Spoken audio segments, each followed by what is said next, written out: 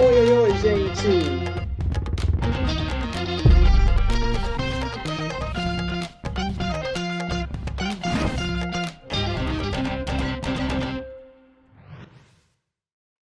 Oi, gente! Sejam bem-vindos novamente para mais um delicioso episódio do SingularCast.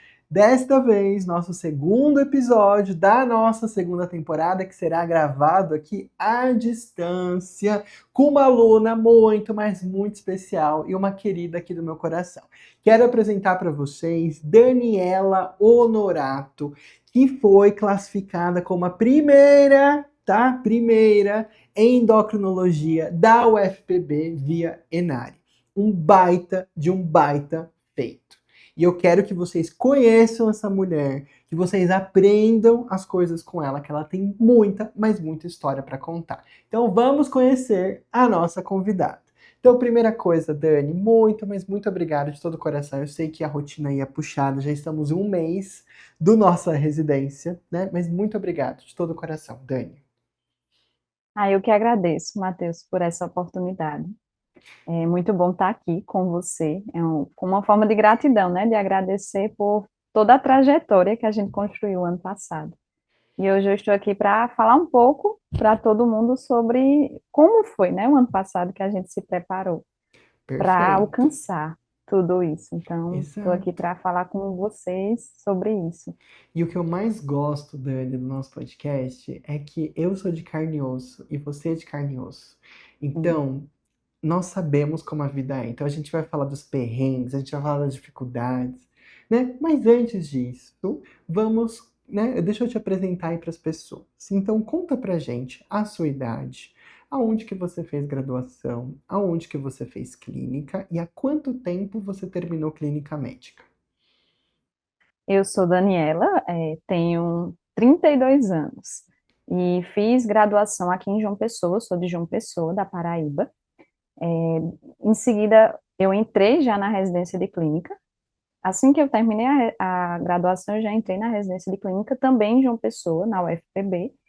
E eu parei o ano de 2024 e entrei esse ano na residência de endócrino na UFPB.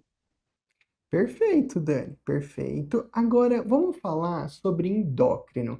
Porque quando a gente fala endócrino, tem muita gente que pensa, né? Ozempic, Ozempic, obesidade, tá bombando, todo mundo quer fazer. Manjaro. Exato, exato, exatamente. E tem muitos alunos que estão já sentindo um pouco dessa pressão e falam: putz, mas será que eu vou me arriscar a estudar para endócrino? Tá tão concorrido. Às vezes eu consigo uma sub com uma concorrência menor.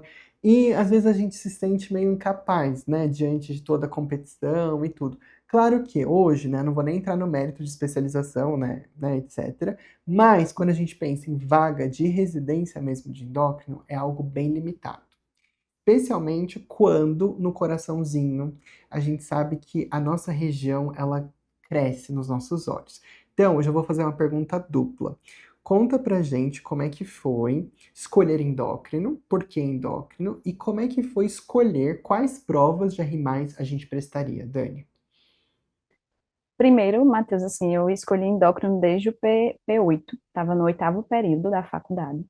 Foi quando eu conheci a disciplina de endócrino e ali meus olhos já brilharam, por várias coisas. Eu sempre gostei muito dessa parte científica de discussão e também da fisiologia, e a endócrina, ela tem muito disso, assim, ela interliga muita parte do organismo.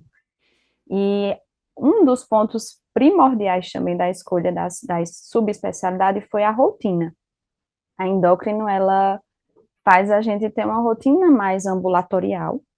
Eu fui muito pé no chão também. Eu rodei várias coisas na clínica. Eu tinha já esse desejo de fazer endócrino desde o meu P8 na faculdade. Mas quando eu entrei na clínica médica, eu entrei também aberta para conhecer as áreas. Só que quando eu entrei na endócrino, eu não tive dúvida, pela questão da rotina. Eu nunca gostei muito de uma vida de plantões, da questão de muitos procedimentos.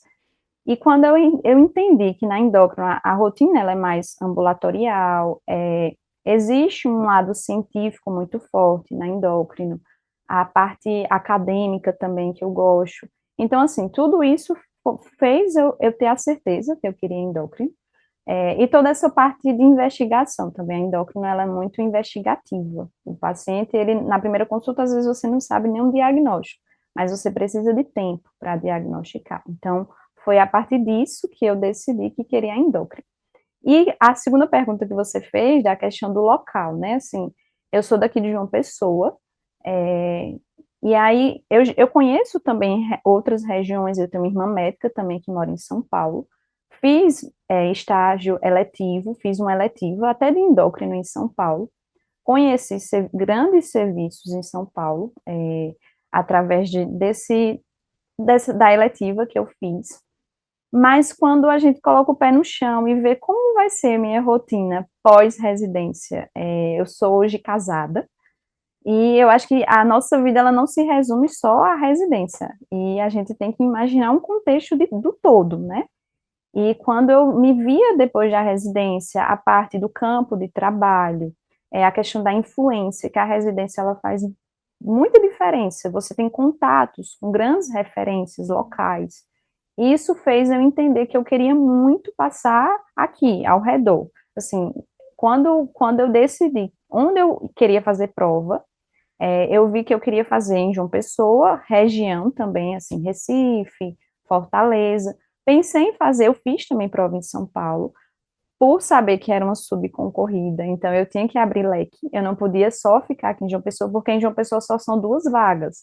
Então eu sabia que já seria um local mais difícil, mas assim, a minha primeira escolha sempre foi regional, então sempre fui aqui, ou João Pessoa, ou Recife, ou Campina Grande, que também tem residência.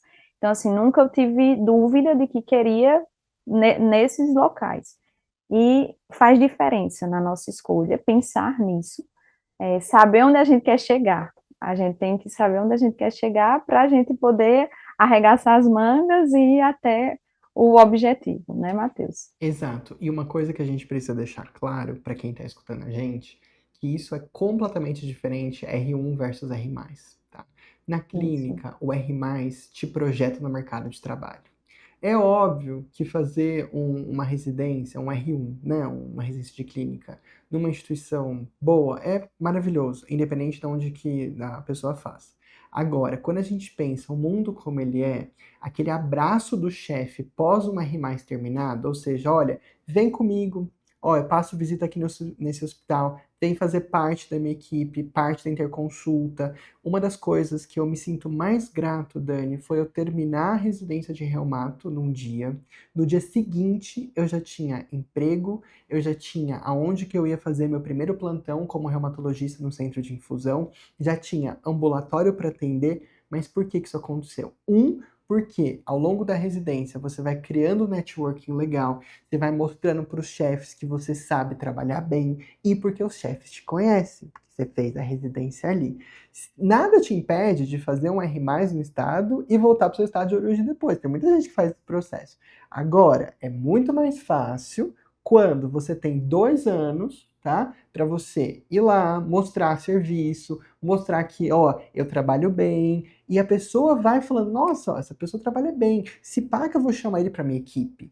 Isso faz diferença. E de você sair com um emprego assim, né, tranquilo, já assim, ó, putz, foi uma sensação tão gostosa de saber, terminei a residência, já tenho aonde trabalhar, já tenho com quem que eu vou trabalhar, e são pessoas excelentes. Isso foi tão bom. E esse abraço dos chefes é algo que é regional. É óbvio que às vezes vai ter um que vai conhecer, ó, tem fulano de tal, de outro estado, que é muito bom. Mas outra coisa, ele não dependia de uma referência. Ele sabe que você trabalha bem porque você tá ali no meio. E além de tudo isso, para quem quer seguir uma vida, né, local de ter filhos, etc, etc, é tão mais fácil, você já tá ali na sua região. Quer engatar com uma carreira acadêmica depois, o povo já te conhece, já é tudo mais fácil, né? Então, uma das Sim. coisas que eu sempre falo, tem que tomar muito cuidado na escolha do local do R+, pensando a longo prazo e o que eu quero da minha vida, tá? Óbvio que existem, né, várias possibilidades. Eu estou só aqui expondo que a gente não pode deixar de considerar essas grandes vantagens de fazer uma RI+, aonde eu quero já ficar. Isso é muito, muito legal, tá? E É verdade, Matheus. E é uma escolha muito pessoal. Você uhum, precisa. Eu lembro no meu primeiro encontro com você, que você foi logo perguntando: você quer ficar no Nordeste? Porque se quiser, é bom a gente focar nisso. E assim, eu sempre deixei claro para Matheus isso. E vi que seria um caminho mais fácil, claro que tem suas dificuldades, mas mais fácil a longo prazo, porque a gente precisa pensar a longo prazo.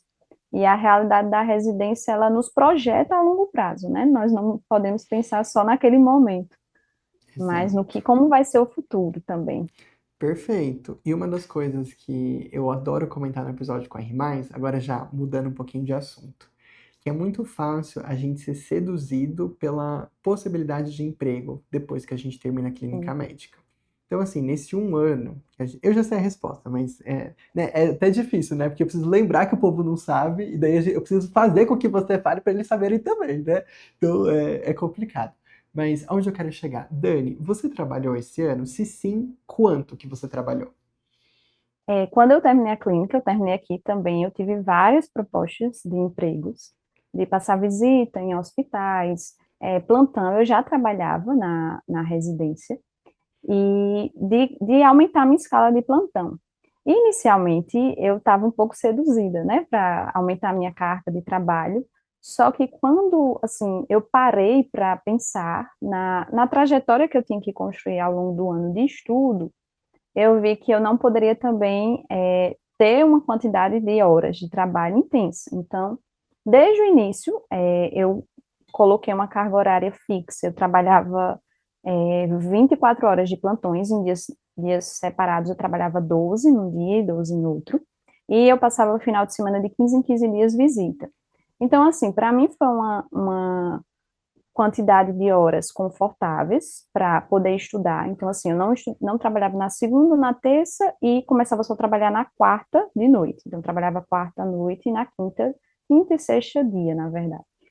E final de semana eu passava visita, sábado e domingo. Então, acabava que, assim, Matheus ficava de 24 umas 30 a 40 horas, umas Uhum. 30, vamos dizer assim, que eu trabalhava semanais. Isso mais ou menos até julho. Quando foi em julho, eu vi que ainda minha quantidade de horas de trabalho estava um pouco intensa. Eu precisei reduzir um pouco. Então, saí do plantão noturno da quarta. Eu falo que o plantão noturno, a gente pensa que não, mas no outro dia a gente fica muito desgastada. Então, assim, faz total diferença. Eu preferia trabalhar de dia do que à noite. Eu rendia muito mais nos estudos. Então, eu saí da quarta noite e passei a ficar só na quinta e na sexta de dia para conseguir estudar melhor os horários que eu tivesse disponível. Eu acho que isso também fez diferença.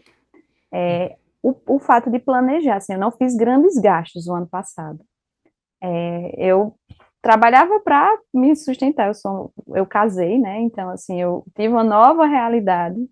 Casei no finalzinho de 2023 para início de 2024. Então, assim, tinha minhas responsabilidades financeiras, mas eu não fiz grandes gastos. Não viajei muito, não fiz gastos que eu precisaria trabalhar. Então, eu acredito que isso fez diferença também, de encarar que eu precisava estudar. Teria que ter uma quantidade de horas fixa ali, a rotina de estudo, e isso, no final, você vê que faz diferença. É Uhum. sedutor, os plantões. Tinha muitos colegas que faziam, mas você só está estudando. Só que eu falava assim, não, eu estou estudando, mas muitas vezes eu nem dizia que eu estava estudando, eu dizia que estava em outro trabalho para não ser seduzida a pegar plantão. Muitas vezes eles nem sabiam que eu estava estudando, porque assim, eu encarei o meu estudo, eu estudava numa cabine de estudo, então isso fez diferença também. E eu encarava como um trabalho também, que eu ia lá para trabalhar. Assim, fez com que eu não pegasse também, eu acho que é uma armadilha, você pegar plantões, muitos plantões por fora. Porque é diferente. Na residência de clínica, eu não tinha disponibilidade, porque eu estava na residência. Mas quando você está estudando, é muito sedutor. Quando chega um amigo e diz, Dani, pega esse plantão. você só está estudando. Mas aí eu não falava para meus amigos que eu só estava estudando, eu estava indo trabalhar, só que o meu trabalho era ir para a cabine. E acabou que deu certo essa rotina. Então, assim, eu tinha uma rotina muito pré-estabelecida. Eu sabia o que eu ia fazer cada dia, e isso fez diferença de ter encarar como uma responsabilidade. Eu ia ali estudar, mas na verdade, que era algo que eu queria para o meu futuro. Então, eu pensava muito no futuro, onde eu queria chegar. Perfeito, Dani. E é exatamente essa mensagem que eu quero que fique aí para o nosso querido aluno de R+. Por quê? A gente sabe que depois que terminamos a clínica, outras oportunidades surgem, oportunidades que pagam melhor, e é Sim, muito fácil, especialmente se essa oportunidade for no mesmo serviço onde você fez residência, que você já conhece todo mundo, você já quer ficar lá, e daí etc, etc. E quando vê aquele projeto de estudar para R+, já foi. Já foi. E daí para a gente retomar é um pouquinho difícil. Não tem problema nenhum.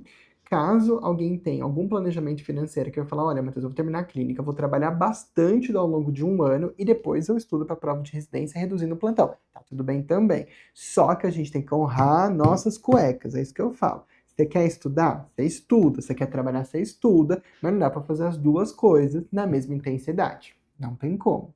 é Então, verdade. assim, uma das coisas que mais gera desconforto é quando o aluno fica naquele limbo muito perigoso, em que ele não trabalha o suficiente para ganhar a grana que ele quer, para juntar aquele pezão de meia, que às vezes ele até se acostumou, né? Um aluno que do R+, que já trabalhou um ano, né? Que ele fica frustrado, e ele também não consegue estudar o suficiente para passar. Então ele fica naquele limbo que às vezes vai durar um ano, 2 anos, 3 anos. É um limbo muito, muito, muito ruim. É diferente para quem está escutando esse episódio, está no R2 agora e vai prestar prova. Daí, meu filho, você não tem escolha, né? Você está na residência. E a gente tem que se formar primeiro como clínico e, ao mesmo tempo, prestar a prova de residência. Mas aqui é diferente. Estou falando com um cara que já terminou a clínica e está nessa vida de plantão e está estudando para a prova de residência. Todo mundo me pergunta quanto que eu recomendo. Para o acesso direto em si, eu sou um pouco mais rígido, eu falo ali em torno de 30 a 36 horas na semana. Para o R+, a gente consegue ser um pouco mais flexível. Por quê? A gente sabe que é uma prova, apesar de dela ser muito difícil, ela é muito gostosa, né? Porque só cai É. clínica, reconhecimento de padrão. Só que quando a gente analisa o candidato, entre aspas, exemplar do R+, ele estuda muito menos do que o candidato do acesso direto. Então, no R+, dá para a gente tolerar um pouco mais de uma carga horária de trabalho, mas eu certamente não passaria de 40, tá? Então, acho que 40 é uma boa forma da gente colocar ali. E, se possível, que sejam 40 ou menos horas fixas. Nada de Sim. querer ficar cobertura, porque vamos falar então, Dani, você já falou do trabalho, vamos falar do estudo, principalmente você já citou um pouco do ambiente de estudo da cabine. Mas comenta com a gente da importância da gente ter a constância, de ter métricas, né? E você vai falar disso através de mostrando pra gente como é que era um dia típico de um estudo da Dani na cabine. Que horas que você acordava, que horas você chegava na cabine, se você fazia alguma outra coisa do dia, tinha alguma outra atividade. Conta pra gente como é que era um dia normal da Dani na cabine. Uma coisa assim importante de entender é que o ano ele passa muito rápido. Então a gente num instante vai chegar às provas. E como eu queria muito o Enare foi em outubro e passou muito rápido. Então eu entendi que eu precisava de uma rotina. E para mim a disciplina ela foi favorável, porque assim eu acordava às 6 horas da manhã, malhava, eu ia para academia para ficar mais disposta. Então, eu ia para a academia e ia com meu esposo para a missa. Então, a gente tem esse lado religioso. E isso me fortalecia para chegar mais ou menos, eu chegava na cabine umas 8h15 e começava a estudar de 8h30. Então, eu estudava de 8h30 até meio-dia.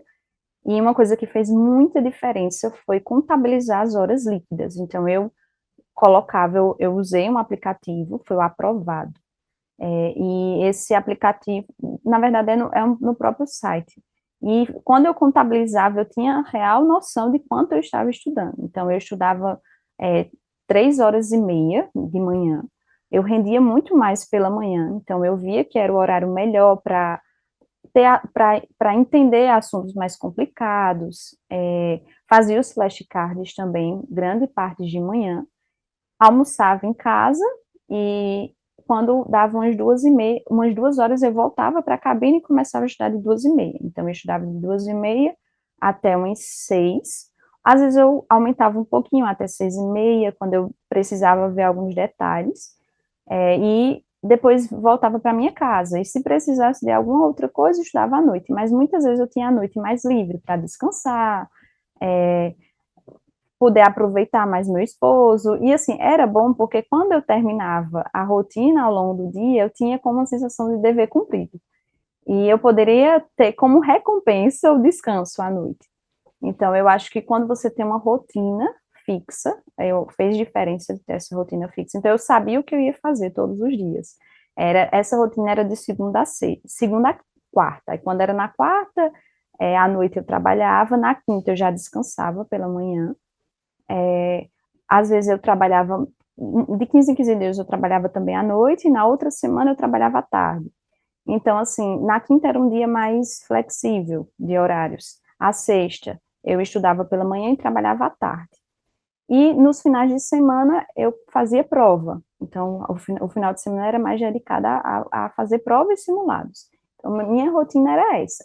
Fez diferença fazer atividade física. Eu era uma pessoa sedentária e entrei na academia o ano passado. E fez muita diferença para a questão de manhã eu acordava cansada, assim, um pouco sonolenta, e quando ia para a academia, eu estava disposta a encarar o dia. Então, assim, o fato de fazer de manhã fez diferença para mim. E a parte da disciplina também na academia. Então, como eu tinha disciplina de ir, eu tinha disciplina também nos estudos. E eu vi que fez diferença também para a parte mental, psicológica, assim. Na academia eu extravasava. E fez diferença nesse sentido, porque ali era como o estresse, o cansaço, porque é cansativo. No final do ano, Matheus viu minha rotina, sabe? Teve uma hora que eu já estava esgotada, não aguentava mais.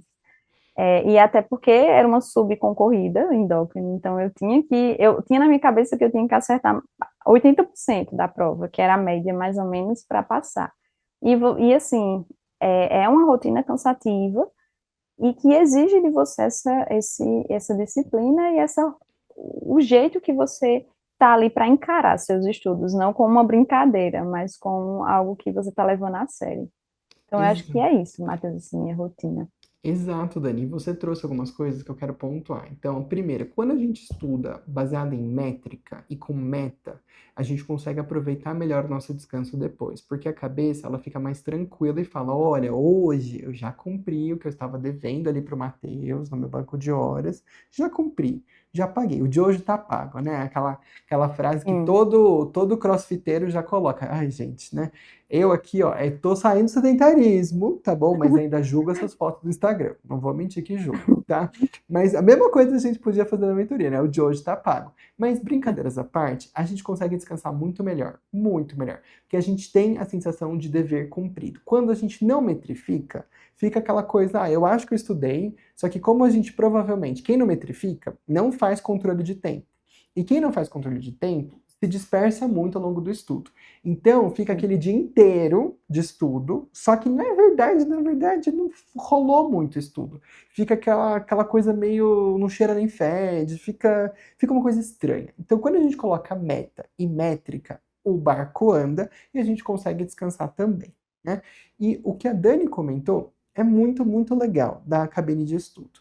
A gente tem uma abordagem na mentoria sobre ambiente de estudo. E não é à toa que o ambiente ele pode ser o vento que vai te impulsionar para frente, ou ele pode ser o vento que vai soprar no seu rosto, tá tentando correr e tá vindo um vento, você não consegue nem abrir o olho. Depende de como o seu ambiente estiver projetado. Se você tiver a possibilidade que a Dani tinha de sair da sua casa, esse processo de sair é muito legal, porque psicologicamente, na verdade, psicanaliticamente falando, ela está dando um comando para o cérebro e fala: olha, o lugar do estudo é aqui e o lugar do descanso é lá fora. Isso ajuda ela tanto a estudar melhor, porque ela chega naquele ambiente, todo um ritual que a gente está colocando, e quando ela sai, por mais que eventualmente a gente tivesse que fazer uma coisa fora, o cérebro entende: não, Dani, beleza, agora você entrou no descanso, vamos descansar. Quando o aluno não tem essa separação muito clara, pode ser extremamente deletério. Isso é óbvio que quando a gente fala em São Paulo, às vezes não dá, cabine de estudo, você vai estar no seu quarto, beleza. Mas se pelo menos a gente reservar um canto da sua casa, pode até ser no seu quarto, mas que aquele canto seja usado como estudo e o restante como descanso, Netflix, videogame, qualquer outra coisa, ajuda. Porque o nosso cérebro ele tem muita dificuldade de fazer essa transição do estudo para o descanso se a gente não der para ele gatilhos claros. Olha, acabou, tá bom? Porque às vezes a gente sai pensando na coisa, mas daí você não tá nem descansando, você não tá nem estudando. Daí não dá. Isso que você trouxe da cabine de estudos é excelente. E para quem é aluno aqui de São Paulo, a gente tem a Arena Elite e estamos abrindo arenas em outros locais do Brasil também. Se eu não me engano, a gente não vai ter em João Pessoa, mas se eu não me engano, no Nordeste vai ser Salvador, né? Para quem tá E tem escutando. Recife também, Ah, Matheus. Recife. Pronto. Recife. Muito bom. Boa. Eu achei que tivesse só um, mas tem dois. Ainda bem que você sabe mais que eu, Dani. Ótimo, já tá contratada, viu? Ó, já tá. Já. Muito bom. Então, o ambiente de estudo, ele pode ajudar muito a gente. Então, não subestimem a troca de ambiente. Lembra quando a gente estava na faculdade ou na residência de clínica que falavam pra gente da cessação de tabagismo? Que uma das coisas legais era a gente ensinar o paciente a mudar a configuração da casa dele? Então, Dona Maria, ó, vai pegar o sofá aqui, vai trocar o sofá de lugar, porque não era o sofá que você sentava para fumar o cigarrinho desse jeito? A gente vai mudar a configuração do sofá, a posição da televisão. É a mesma coisa. Mesma coisa que a gente está fazendo, só que agora com os estudos. Se a gente conseguir mudar e projetar sua mente para o sucesso, dê preferência. Cabine de estudo. O que é cabine de estudo, gente? Cabine de estudo é basicamente um curral, né? Assim, de cavalo. Você tá ali, ó, não tem janela, né? Não vai estar na sua frente. Provavelmente uma parede branca ou de uma cor neutra, que não vai ter firula, não vai ter quadro, não vai ter bichinho, não vai ter Lilo Stitch, Hello Kitty, não vai ter. Vai ser clean. Se a gente conseguir projetar essa mente na nossa casa, perfeito. De preferência, parede branca, cadeira confortável, sem estímulo. Perfeito. É isso que eu quero. E uma coisa que fez diferença, Matheus, foi porque na minha cabine tem outras pessoas também estudando para residência. E, assim, o fato de você ter contato com outras pessoas também que estão na mesma trajetória lhe dá um conforto, porque é um caminho também muito solitário. Assim, eu digo que o ano para estudo da residência, é muito você e você. E quando você está com pessoas também que estão ali estudando, então eu criei um grupo no WhatsApp com meus amigos da clínica, nós, eu e mais 4 pessoas, a gente quis dar mais um ano para passar só no outro. A gente decidiu não prestar prova em 2023. Eu fiz algumas provas, mas assim, não tinha metas de passar. Eu queria viver, eu queria descansar um pouco. Como eu tinha feito a graduação e já entrado na residência de clínica, eu queria um tempo também de descanso. Eu tinha acabado de casar, então era uma rotina nova, e eu achei assim que foi fundamental para mim também esse tempo de descanso um pouco da residência. E meus outros amigos da residência, nós éramos 4, também escolheram por isso, e a gente criou um grupo no WhatsApp. E faz diferença, porque quando você está cansado, está desestimulado, ter pessoas também que estão procurando a mesma meta faz diferença, porque eles estão ali para dizer, você vai conseguir, vai dar certo. E são pessoas que vão entender sua realidade, porque pessoas que estão por fora dizem, não, mas você já é médico, você já tem uma residência, para que outra? É para que isso tudo? E assim, só as pessoas que estão enfrentando aquela realidade vão entender melhor. E eu vi que fez diferença esses contatos com outras pessoas na cabine, quando tinha os momentos de lanche, conversar também com outras pessoas que estavam estudando, também fez diferença para você entender que não está só nesse caminho. Perfeito. Isso que você comentou é, sim, fundamental e muitos alunos comentam. Principalmente quem não vem de uma família médica e quem não é casado ou namora com outro médico, é complicado. As pessoas não entendem. Ó, uma das coisas que eu mais gosto de citar. É um aluno que mostrou a planilha da mentoria para um colega de alguma outra profissão, eu não lembrava qual que era. Aí que eles se reuniram, e, enfim, surgiu esse assunto, mostrou a planilha. E ele falou: você tá maluco? Você tá estudando 5 horas por dia? Você tá doido? Sai dessa mentoria, pelo amor de Deus, não é? Que culto é esse, né? Não tem vida. Mas assim, a pessoa não tem nem ideia da prova que a gente presta e do que a gente precisa se esforçar para chegar Sim. lá com o cenário atual. Então, assim, é fundamental a gente ter um contato e não precisa nem ser só de falar de provas. Pode ser, tipo, conversar da vida, né? Bem, mas só de você ver que tem uma pessoa ali do seu lado, na outra, né, na outra baia, estudando para o mesmo objetivo que está com você, fazendo as horas parecidas, isso estimula. Você fala, não estou sozinha nesta luta para chegar lá. Isso é uma das coisas fundamentais. Inclusive, a gente teve uma aluna, a Maria Letícia, do Ceará, que veio aqui para São Paulo prestar clínica médica. E ela conta que uma das coisas que ela mais tinha falta é de ter uma pessoa, não para discutir questão, mas só de ter uma pessoa, uma presença, uma alma ali do lado dela estudando. E daí, Faz diferença. e daí ela se sentia muito solitária aqui em São Paulo. E o que que ela fez? Ela conectou com os amigos lá, né, dela, Uhum. via Meets ou via Zoom, e eles estudavam, eles não conversavam. Eles estavam ali estudando com o Meets aberto, então dava para ver que tinha uma outra pessoa. Mas assim, só isso já era bom para Maria Letícia, já tava ótimo. Não subestimem o poder de ter uma outra pessoa do seu lado, ou pelo menos que você tenha um contato, não precisa ser todos os dias, mas isso ajuda bastante, de verdade. Sim. Muito bom. E falando em coisas que ajudam a gente, vamos pensar em ferramentas de estudo. O que 2024 te trouxe de ferramentas de estudo e quais dessas ferramentas você gostaria de comentar hoje no nosso podcast? Duas coisas foram fundamentais, Matheus. Assim, eu comecei a estudar em março, mais ou menos. Eu fechei o Medicoff, o extensivo Elite para R+. E é um produto muito bom, o Medicoff Elite. As aulas são excelentes. Só que até o meio do ano eu assisti só as aulas. Assistia, resolvia questão. Só que eu fui vendo que é um estudo um pouco passivo. Você vê aquilo, acha que aprendeu, mas com pouco tempo você vê que esqueceu. E para mim foi um divisor de água, mudança de chave. Assim, quando eu entrei na mentoria, e quando o Matheus ele me apresentou o Anki, e também a correção crítica, foram as duas ferramentas fundamentais. Foi através dela que eu digo que eu passei, porque é desafiante o Anki, assim, tem hora que dá vontade de jogar ele lá longe,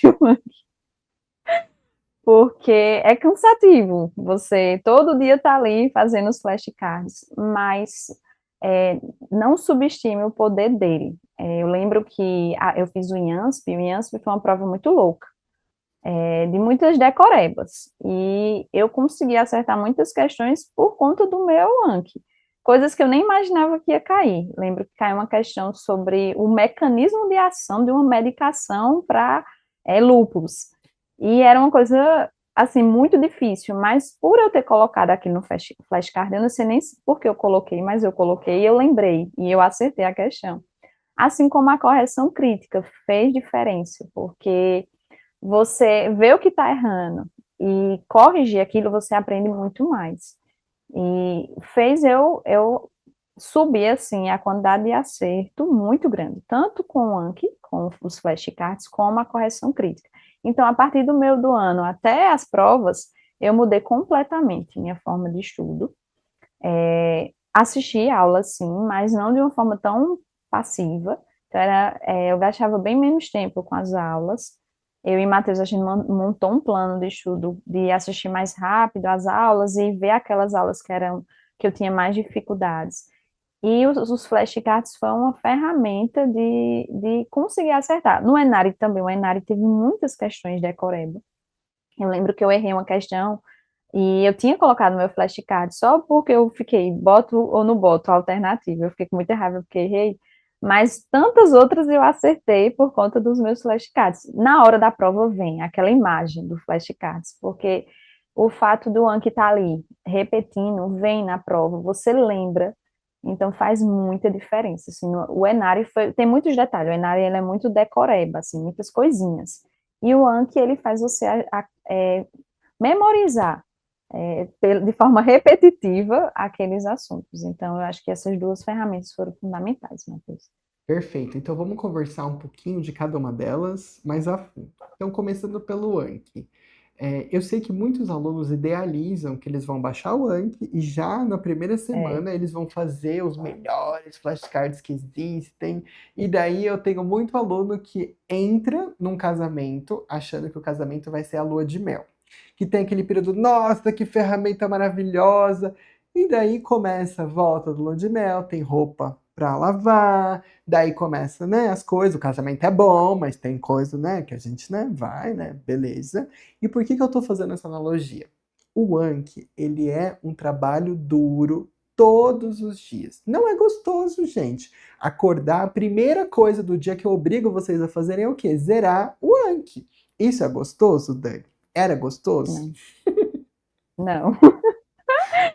E assim, como o Matheus disse, o Anki, eu idealizava ele no início. Eu achava que o fato de já ter flashcards prontos seria muito melhor. Mas quando você vai vendo que os seus flashcards, o jeito que você vai criando, faz diferença. E assim, o suporte que eu tive de Matheus, eu lembro que todos os encontros a gente abria o Anki para ver como é que estava. No primeiro encontro, eu achei que eu estava abalando com o Anki, mas meu Anki estava todo errado, bagunçado, acumulado. E aí, Matheus fez assim: você vai criar um novo. Um novo bloco. Eu acho que Novo era isso. baralho. Isso, um novo baralho. E aí eu fiquei com raiva no dia. Eu disse: não, vou ter que começar do zero. Eu fiquei com muita raiva, mas assim, eu sempre fazia o que Matheus dizia, porque eu acreditava que, mesmo eu com cabeça dura, dizendo não vai dar certo, mas eu dizia: não, eu vou seguir. E deu certo, né? Assim, eu comecei um novo baralho do jeito certo. E eu fui de pouquinho em pouquinho, assim, a criação dos flashcards, ela envolve persistência, você tem que ser persistente. E tinha duas formas de criar os flashcards. Tinha aquele flashcards mais rápido, que a gente colocava as coisas que precisavam memorizar e era aquilo. E tinha os flashcards conteudista, que tinha o que é a doença, a epidemiologia.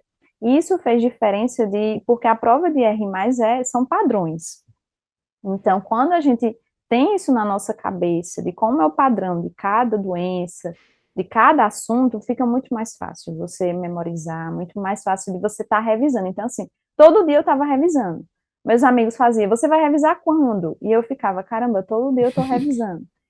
E o Anki faz isso. E é um trabalho de formiguinha, Matheus. Eu digo que é a cada dia. Não é fácil. Eu lembro que eu terminei o ano com 3.000 flashcards que eu fiz. Mas cada flashcard eu agradeço, assim. Eu uso até hoje na residência. Eu mandei para Matheus dizendo: Matheus, Sim. agora eu não aguento, eu só consigo estudar também fazendo flashcards. Você é esse casamento mesmo, assim, que você tem de amor e ódio, mas que quando você ama, você não vai largar mais ele, porque eu estudei para todas as fases. Segunda fase que eu fui também, estou agora estudando na residência, e aí eu vejo que é importante essa Sim. ferramenta. E assim, você não está sozinha. Tem muitos alunos que não conseguem largar o Anki. No seu caso, a gente tem o TIM, né? Depois, a prova de título de Sim. endócrino. Então, assim, com certeza você vai gerar flashcards para a prova do TIM, né? E tem um aluno, por exemplo, ó, o Lucas Rosa, que é o povo conhece, que foram, acho que foi o episódio 2 dessa temporada, tá no oftalmo. Já tá fazendo flashcard para a prova de título depois. Gente, as coisas não param. A gente continua utilizando o Anki. Beleza. Agora vamos falar um pouco sobre correção crítica. Tem muito aluno, Dani, que fala: não, Matheus, ó, eu fiz uma prova de manhã, daí de tarde eu já corrigi. Daí eu olho assim, olho. O que você acha disso, Dani? Assim, eu fazia isso antes. Eu pegava, fazia a prova num turno e corrigia à tarde, mas é uma correção muito superficial. Eu olhava só o que eu tinha errado, por cima, assim.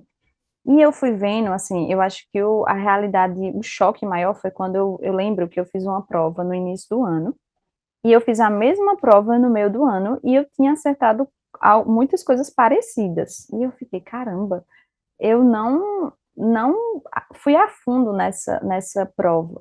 E aí, a partir daí, quando eu vi, quando o Matheus me deu as ferramentas para correção crítica, Eu lembro que era assim, eu fazia a prova ou no sábado ou no domingo, e eu tinha que passar a segunda toda corrigindo a prova.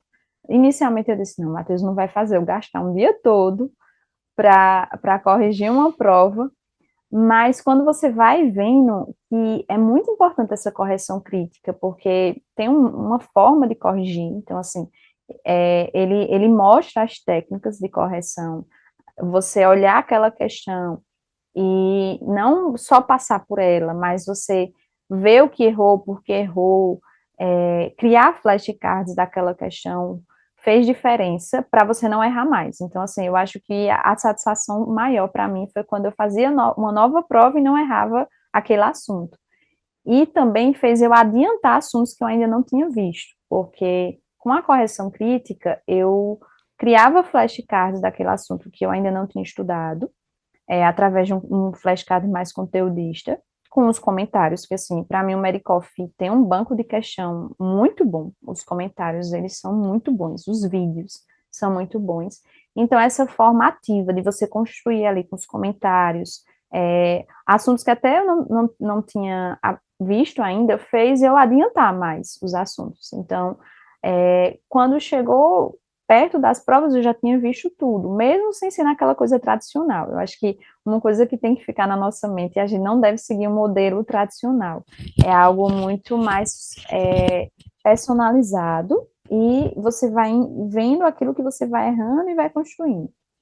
Exato, exato, Dani. Porque o cronograma, a gente tem que lembrar que é feito por um aluno sem rosto. Eu não sei quem é esse aluno. Eu não sei se ele está no Nordeste, se ele está no Rio Grande do Sul, se ele está em São Paulo, se ele está no Amazonas. Não faço a mínima ideia de onde está esse aluno. E um cronograma, ele é feito por um aluno que, além de eu não conhecer esse aluno, eu não sei em que estágio da vida ele está. Estágio da vida no sentido da aprovação. Uhum. Eu não acho que a gente, ainda mais no R+, que é uma pessoa que já tem um jogo de cintura muito mais, né, assim, encorpado, não é para ele seguir um cronograma às cegas. É para ele entender como pegar todas as ferramentas que existem ali na disposição. Quais dessas ferramentas eu vou utilizar? Será que não era melhor a gente fazer um estudo mais ativo? Como é que vai ser esse estudo ativo? Será que eu preciso, de fato, ver 100% das aulas? Será que eu preciso, de fato? Porque quando a gente soma hora-vídeo, é que vídeo é muito legal, né? Porque você pega a pipoquinha lá, vai, nossa, que legal. É porque não joga, não te bate, né? Não dá um tapa na cara. Não é que nem a questão que você vai, você erra, você xinga, você fala, não, beleza, deixa eu aprender isso daqui. É muito diferente. E eu desviei um pouco do tópico, vamos voltar para correção crítica. Quando a gente fala de correção crítica, uma das coisas que eu gosto é imaginar como se fosse um campo cirúrgico e você identifica um foco de sangramento. Se você identificar um foco de sangramento pequeno, beleza, um rápido e direto, Matheus, eu já manjo desse tema, tá de boas. Eu só não sei esse detalhe que essa banca pediu. Tranquilo, pega esse detalhe, bota, transforma numa pergunta, numa resposta. Rapidão, rápido, direto, tranquilo. Agora, qual que é o grande BO? Quando eu olho meu campo cirúrgico e tem um grande rombo, tem um grande foco de sangramento. Se eu for lá porque eu tenho preguiça e faço uma sutura superficial, o que vai acontecer? Aparentemente, no começo, você vai falar, fechou. Mas é tão fácil, vai começar a sangrar, vai ter deiscência, vai ter tudo depois. Então, se você identificar na sua correção um tema, exemplo, hanseníase. Matheus, até hoje eu não sei as 3 tipos de reação hansênica. Não sei reação tipo 1, não sei reação tipo 2, não sei reação tipo 3, né, que é o fenômeno de Lúcio.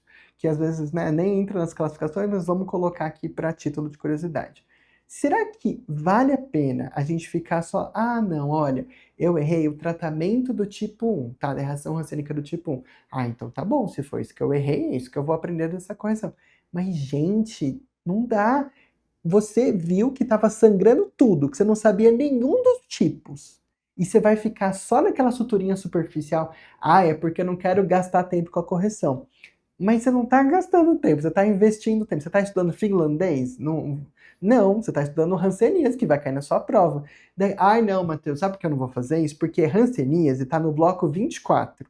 Então, eu vou ficar aqui de boas, porque vai chegar esse conteúdo da Medicoff. Mas daí vem o tio Matheus e puxa o tapete e vai falar, deixa eu te contar uma coisa, quando chegar no bloco, né, no 24º bloco, Se pá, você também vai ficar com essa dúvida, porque não necessariamente a aula vai suprir 100% do que você quer.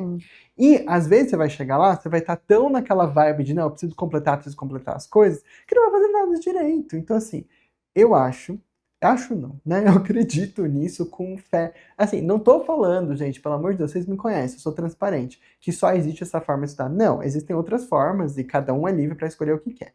Mas na minha concepção, se a gente pensar numa pirâmide de prioridades, quem que tá na base? Ferramenta de revisão diária. Ah, eu vou deixar para revisar em outubro. Vai nada, você vai deixar para aprender de novo em outubro, né? É isso que as pessoas querem dizer com vou deixar para revisar depois, né? Então, para mim, ferramenta de revisão todos os dias. Próximo patamar, prova com correção crítica, gerando flashcard. Ou seja, esses dois passinhos aqui da pirâmide, eles se retroalimentam. E cadê o conteúdo da Metcalfe? Cadê as aulas? Não tem aqui nessa base da pirâmide. Tá aqui em cima. Então, a gente parte para a interação com o conteúdo depois que você faz a sua revisão, você fez sua ferramenta de revisão diária. Tá em dia com o seu cronograma de provas que você estabeleceu? Tô. Tem coisa para corrigir? Não, porque eu já corrigi, tá tudo tranquilo. Então, beleza. Agora a gente vai avançar no conteúdo. Quando for avançar no conteúdo, vamos priorizar Coffee Express, coisa curtinha, com tarefa mínima, com questão. E esse ano a gente tem uma novidade que é a seleção de especialista, que não tinha ano passado, que são mais questões. Quando que eu vou ver aquela aulona, né? Que esse ano a gente está chamando de aula de aprofundamento. Eu não veria nunca, porque eu sou aquela pessoa, né? Ascendente em aquário, tudo novo, gosto de novidades, é sempre diferentão, beleza. Mas, se você for mais tradicionalista, eu deixaria para ver naqueles pontos sob demanda.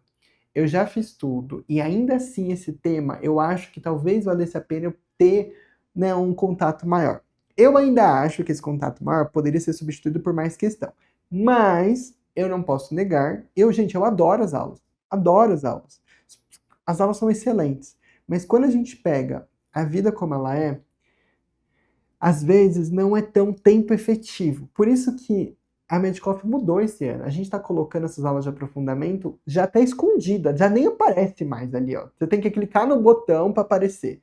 Porque não é, ó, a Medcoff quando começou como? Com aula? Não, começou com banco de questão. Inclusive, hoje eu gravei um podcast com um dos nossos mentores, né, que a gente está no quadro Conhecendo Nossos Mentores. Ele foi dos primórdios da Medcoff. Ele fez Medcoff para entrar na residência de otorrino. E quando ele fez, era só o banco de questão. Gente, não esqueçam disso. Questão e ferramenta de revisão é o nosso alicerce. São o nosso alicerce do que é a essência, eu acho que de uma boa preparação. É óbvio que as aulas podem complementar, mas a gente não pode trocar as coisas. A gente não pode colocar esse conteúdo como a base. Ah, não. Então, se tiver um tempo hoje, aí eu vou revisar. Putz, olha, tem muita coisa no bloco dessa semana, então eu não vou fazer prova. Não, né? É o contrário. Dani, eu falei horrores sobre correção crítica. Tem alguma coisa que você queira, só para, antes de eu ir para o próximo tema, falar sobre correção, Não, alguma eu coisa? acho que é isso mesmo, Matheus, assim, é você encarar a realidade, porque é uma coisa que eu tenho na minha cabeça que você, quando vai treinando todo dia as provas, você está treinando o que vai fazer, porque você não vai, vai fazer uma aula, não vai, o que vai acontecer no final, quando você for fazer a prova, vai ser questões. Então, assim, você acaba que vai tornando algo, um hábito de responder e corrigir questões, que eu lembro que quando eu estava fazendo as provas, porque eu fiz muitas provas de residência, eu acho que eu fiz 7 provas de residência, e quando eu ia fazer a prova, eu fazia, caramba, eu errei isso na minha numa questão que eu fiz, então não vou errar aqui na prova. E acabou que até tira um peso também, quando você vai, na hora da prova, o nervosismo também, porque você já estava praticando antes. Então, isso é importante. Exato. E uma das coisas que eu mais recebo, né, dos alunos, do Enare especificamente, então, assim, eu não vou falar nada, eu vou deixar a Dani responder, tá? Não tem uma resposta certa ou errada aqui. Quero só a impressão de uma pessoa que foi super bem no Enare. Você acha que com a troca de banca, né, a entrada da FGV esse ano, porque a gente teve um surto ano passado, né, um surto histérico dos alunos. Sim. Vocês têm que colocar. Daí a gente foi lá e fez todo um trabalho de fazer as provas de concurso médico da banca FGV. A gente disponibilizou essas provas para as pessoas, na esperança, tendo em vista que era a mesma banca, que era o FGV, que isso fosse adicionar alguma coisa na preparação. Eu não vou falar a minha opinião, vou deixar a Dani responder. O que você sentiu de transição de 2020, né, na verdade, prova 23 e 24 versus 24 e 25 do Enari? O Enari radicalmente mudou? Se sim, aonde? Se não, ficou o mesmo? O que você me fala, Dani? Matheus, assim, a primeira coisa foi, a banca foi uma banca desorganizada, né? A gente viu todo o contexto do Enari, assim, caramba, eu fiquei muito desgostosa com a banca, mas eu não achei que mudou o padrão. Eu fiz a prova do ano anterior e acabou que eles mantiveram um padrão de provas parecido com outras provas também de residência. É, o Medicoff fez vários simulados que pegaram questões de concurso, mas eu acho que a prova do Enar ela pareceu mais com os outros anos. Então, assim, não acredito que a banca em si ela mudou radicalmente. Ela manteve a mesma linha de conteúdos, da questão do que defende, o local que a gente está, a partir, por exemplo, o Enar ele é muito forte em infectologia. Teve algumas coisas chatas na prova, sim. Achei que o Enari teve muitas coisas decorebas que não precisava. O Enari ele é muito mais aquela coisa assim de dar um conteúdo e você tem que saber logo a resposta. Diferente de outras provas que são mais casos clínicos. Teve alguns casos clínicos. O Enari teve algumas questões até maior do que o comum. Mas não acredito, Matheus, que foi uma mudança radical. E a gente pensar que mudou de verdade o Enari, não. Só a questão da banca, que foi desorganizada, né, com a questão do currículo. Perfeito, que a gente vai citar logo mais, mas só para a gente fechar esse tópico aqui, ó. Eu acho que é extremamente desnecessário o aluno, que assim, tem muito aluno que o Enari é a única opção, né? Então, assim, para os Sim, alunos do Ceará, por exemplo, adeus Source, hashtag volta Source. Não tem mais Source. O Enari dominou tudo. Tem Minas Gerais está acabando. PSU Minas está ficando cada vez menorzinho, tá tudo migrando por Enari. Sei lá como é que vai ser esse Enari. ano. Rio de Janeiro, o FRJ, segundo os rumores, vai deixar de existir, né? A prova de residência e vai ser tudo via Enari. Então a gente está indo muito nesse caminho. Então tem muitos alunos surtando, como a gente teve o surto histérico ano passado, que estão querendo pegar essas provas de concurso da FGV. Mas, gente, na minha opinião, eu posso estar muito errado, mas não serviu para nada, tá? Então, assim, vocês pediram, a gente Sim. entregou, colocou lá. Agora, se essas provas, essas questões de concurso médico, que nem a residência, só por ser da banca FGV ajudou em alguma coisa, eu acredito que não. Eram Que não. questões, porque, veja, eram de concurso tipo, eu quero, vai ser concurso para médico cardiologista de tal, né, tal, é uma coisa muito complexas e às vezes que não tinham, né, não tinham sentido. Concordo em gênero, número e grau com a Dani. Eu acho que o Enari, claro que todo ano tem alguma variaçãozinha do ano passado, mas assim, eu acho que ficou a meiuca. Mesma coisa que era antes. Eu acho que não vale a pena entrar nessa noia de, eu vou pegar a FGV, vou ver as provas que vai. Não, eu acho que não. Acho que estudando pelos anos e fazendo outras provas de residência, a gente consegue, né, cobrir bem o tema. E é óbvio que sempre vão ter pontos cegos, anyways. Não importa o quanto a Sim. gente estude, você vai chegar numa prova do Enari. O IANSP mostrou muito isso, né? O IANSP é a prova com maior pontos cegos, né, do Brasil. Você pode estudar, Maior. você pode estudar a medicina praticamente inteira, mas vai cair alguma coisa que nunca caiu em nenhum outro lugar e que não faz sentido nenhum de existir, mas vai estar lá na prova do IANSP. Toda prova tem um pouquinho disso, mas a UIANSP concentra um pouquinho mais. Mas voltando aqui para o Enari.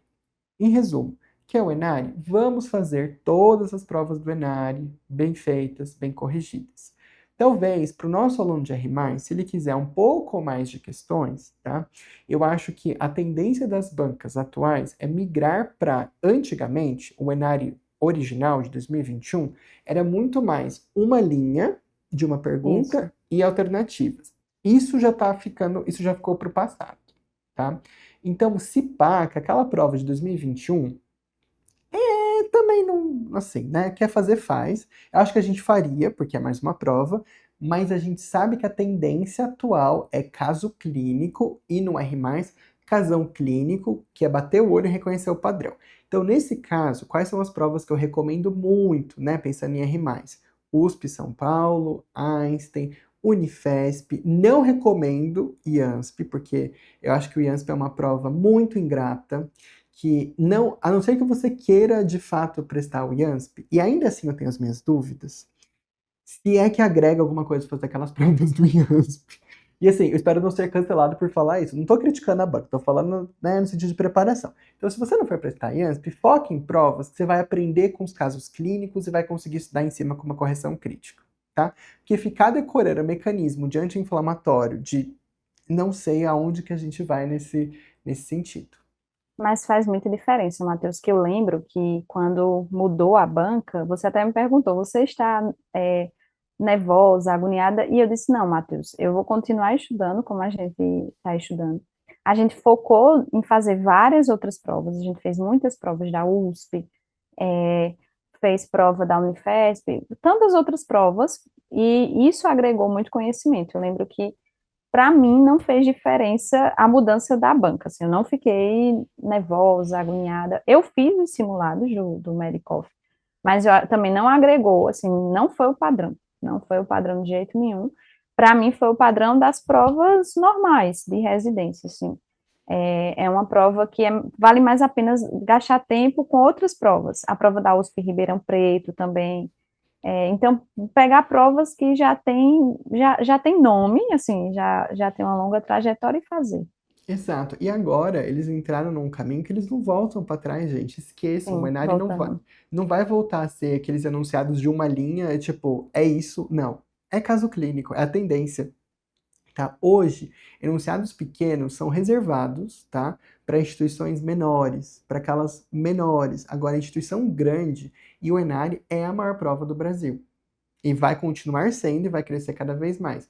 Ou seja, eles estão cada vez se aproximando das maiores bancas do Brasil, com casos clínicos mais complexos, com raciocínio clínico, que uma questão acaba cobrando duas perguntas numa coisa só. Essa é a cara da USP São Paulo, né? De pegar um enunciado e daí ele consegue, numa única pergunta, te perguntar duas coisas, né? Que você tem que saber o diagnóstico, mas ele não quer o diagnóstico, ele quer o exame, ele quer o tratamento, quer alguma outra coisa, né? Essa é a tendência aí das bancas.